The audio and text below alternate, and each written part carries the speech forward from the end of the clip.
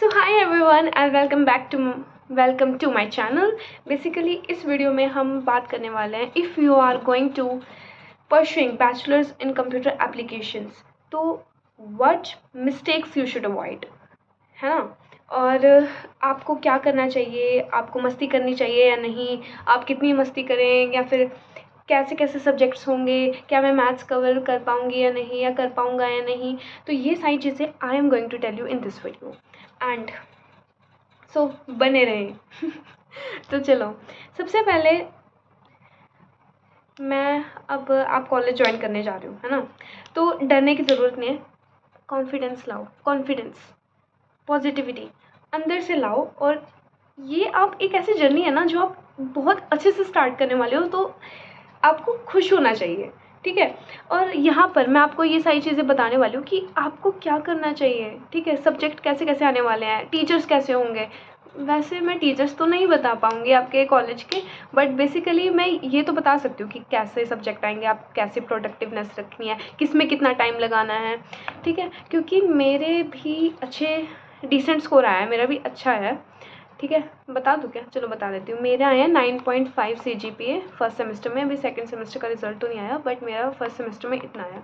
तो क्या करें कि आपका क्या करना चाहिए बेसिकली जब मैं BCA कर रही हूँ, तो लेट्स गो फॉर इट। तो सबसे पहली चीज़ है, आपकी BCA में 3 सब्जेक्ट्स आते हैं, ठीक है, जो मेजर होंगे, ठीक है। The first one is your logical organization, second one is your fundamentals of computer, and third one is your introduction to C programming. So the first one which I talk about it, I think logical organization. तो logical organization एक ऐसा subject होगा जिसमें basically आप gets के बारे में पढ़ोगे। गेट्स जैसे कि आपने फिजिक्स में पढ़ा होगा, अगर आपके पास मेडिकल या नॉन मेडिकल कोई भी साइंस स्ट्रीम थी तो आपको पता होगा कि नॉट गेट होता है, और गेट होता है, एंड गेट होता है, ये सारी चीज़ें। बस ये सारी चीज़ें ना, लॉजिक गेट्स वगैरह आप बस कंप्यूटर्स में पढ़ने जा रहे हो, और कुछ नहीं है।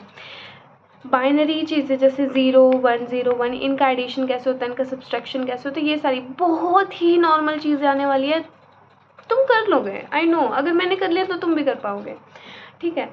दूसरी चीज़ और क्या है इसके अंदर, ठीक है, ये लॉजिकल ऑर्गेनाइजेशन वाला जो सब्जेक्ट है बेसिकली इसके अंदर कुछ भी नहीं है। इसके अंदर सिर्फ कैलकुलेशन और थोड़ी सी थ्योरी है जो आपको पढ़ने की ज़रूरत है, ठीक है।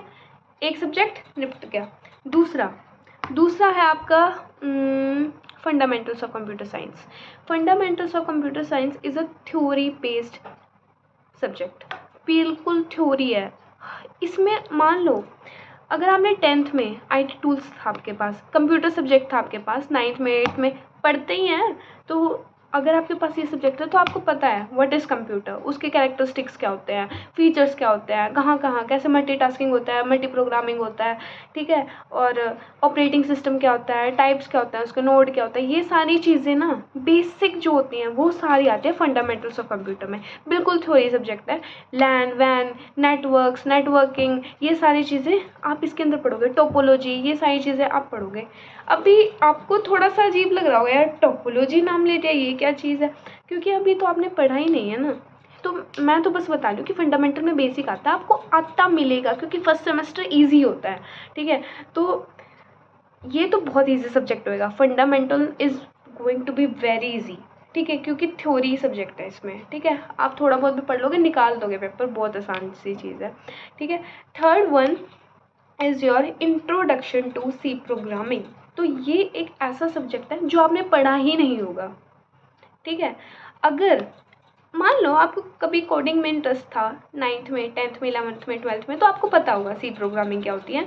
लेकिन अगर आपने पढ़ा ही नहीं, जैसे मेरी तरह, मेरे को नहीं पता था, मुझे ये तो पता था प्रोग्रामिंग लैंग्वेज होती है, इसमें होता है वगैरह वगैरह, लेकिन फिर भी इसमें क्या है basically, this is completely different from this two subjects, क्योंकि ये तो आपने पढ़ा ही नहीं है।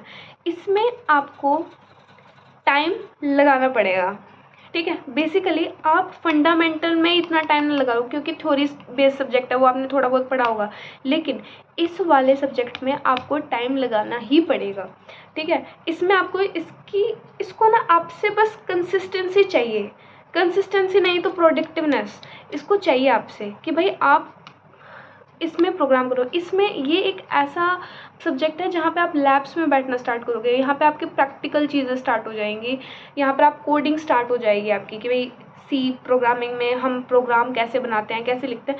सिंपल ही प्रोग्राम होंगे, इतने हाई में नहीं लेके जाएंगे आपको। स्टार्टिंग में छोटे छोटे प्रोग्राम्स होंगे, like write a program to calculate addition of 2 numbers, ऐसे, ठीक है। बहुत ही ईजी आएगा। लेकिन देखो मेरी बात सुनो, अगर आप ये स्टार्ट कर रहे हो सी प्रोग्रामिंग, ठीक है, सी प्रोग्रामिंग आपको स्टार्टिंग से पढ़नी है। एक दिन, एक रात लगा के या 1-2 दिन लगा के, 10 दिन लगा के नहीं होने वाला, सच में नहीं होने वाला। 10 दिन में आप इतना तो कर लोगे थ्योरी बेस वगैरह, लेकिन इसको प्रैक्टिस भी तो चाहिए आपकी। प्रैक्टिस किस तरह से, मान लो कि प्रोग्राम लिखने को बोल दिए तो आप कैसे लिखोगे? रट्टे मारने से कुछ नहीं होगा, मैं बता रही हूँ, रट्टे मारने से कुछ भी नहीं होगा, रट्टे मार के आप भूल जाओगे। लेकिन अगर आपने वो सोच समझ के लिखने की कोशिश करी तो ऑब्वियसली आपको वो चीज़ आएगी, ठीक है। तो सी प्रोग्रामिंग एक ऐसा सब्जेक्ट है जिसमें आपको टाइम लगाना पड़ेगा, और अगर आपने लगा लिया फर्स्ट सेमेस्टर में ही, अपना मोमेंटम आपने बना लिया, तो 3 साल आपके बहुत ही अच्छे जाने वाले, 3-4 साल जितना भी है आपको बहुत अच्छा जाने वाला है, ठीक है। लगाओ यार, be the 1%, be the 1%, okay, बहुत मज़ा आने वाला है, ठीक है। अब ऐसा है कि मस्ती ना करो, ये मस्ती करो पर लिमिट में करो, ठीक है। मस्ती करो, खेलो कूदो, जो भी करना है तुम्हें, मस्ती करनी है, जाना है, करो मज़े, लेकिन प्लीज़ पढ़ाई पर भी थोड़ा सा ध्यान देना, ठीक है। अब 3 सब्जेक्ट्स हमारे हो चुके हैं। सी प्रोग्रामिंग पे ज़रूर फोकस करना, फिर से बोल देती हूँ, ठीक है, क्योंकि ऑब्वियसली अगर आप बाहर जाओगे, किसी कंपनी में आप इंटरव्यू देने गए हो, ठीक है, इंटरव्यूअर आपसे पूछेगा तो सिलेबस के बारे में, ठीक है। सिलेबस तो निपट जाएगा तुम्हारा, सिलेबस तो हो जाएगा, लेकिन प्रैक्टिकल स्किल्स भी तो चाहिए, स्किल्स भी तो चाहिए। तुम्हें बोल दिया ये चीज़ बनानी है, तुम कैसे बनाओगे? तुम्हें आना चाहिए। Skills is very important, skill बहुत ज़्यादा इंपॉर्टेंट है। अगर आपको कोडिंग में इंटरेस्ट है तो बहुत ज़्यादा इंपॉर्टेंट है ये चीज़, ठीक है। अब बात करते हैं मैथ्स की।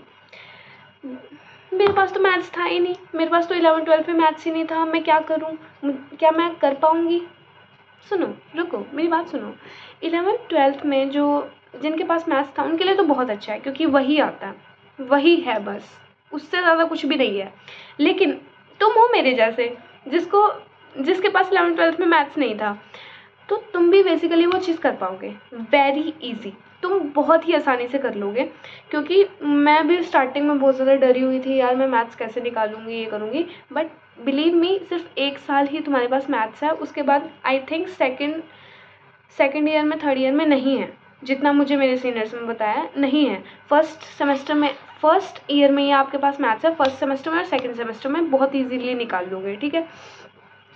कुछ भी नहीं है, सेट्स, मैट्रिक्स, इंटीग्रेशन, यही सारी चीज़ें आती हैं और कर लोगे, ठीक है। बहुत ही ईजी ये होता है, माइनर सब्जेक्ट है, निकाल लोगे, ठीक है। फिर दूसरी चीज़ें आती हैं, 3 सब्जेक्ट्स हो रह गए है ना माइनर में, 3 सब्जेक्ट्स होते हैं माइनर में, और first one is your MDC, VAC and एग। MDC किस बला का नाम है? MDC में बेसिकली जो आप फिज़िकल एजुकेशन, म्यूज़िक या फिर इकोनॉमिक्स वगैरह जो एक्स्ट्रा सब्जेक्ट थे ना तुम्हारे माइनर में उसमें स्कूल में, वैसे ही है इसमें भी। मेरे कॉलेज में है ये वाला सीन, मुझे नहीं पता बाकी के कॉलेजेस में है या नहीं, मेरे में है। बट इसमें ट्विस्ट है। ट्विस्ट क्या है कि MDC में जो सब्जेक्ट्स हैं, लाइक म्यूज़िक है, फिज़िकल एजुकेशन है, इकोनॉमिक्स है, इसमें आप सिर्फ वही सब्जेक्ट ले सकते हो जो आपने 12th-11th में आपके पास नहीं था। व्हाट? नहीं था? इसका क्या मतलब है? अगर आपके पास 11th-12th में म्यूज़िक था तो आप म्यूज़िक नहीं ले सकते कॉलेज में, आपको लेना पड़ेगा फिज़िकल एजुकेशन या फिर इकोनॉमिक्स।